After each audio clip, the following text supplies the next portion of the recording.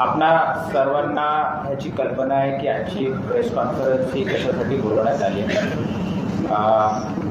Ayush Komkar murder केसमध्ये crime ब्रांचने आणि समर्थ police station यांच्या संयुक्त विद्यमाने आतापर्यंत 8 आरोपी हे अटक करण्यात आलेले आहेत। यामध्ये घटना घडल्याच्या दुसऱ्याच दिवशी यश सिद्धेश्वर पाटील आणि अमित प्रकाश पाटोळे हे 2 आरोपी अटक करण्यात आले होते आणि त्यांना कोर्टात हजर करण्यात आलं होतं आणि त्यांचा PCR सुद्धा घेण्यात आला होता।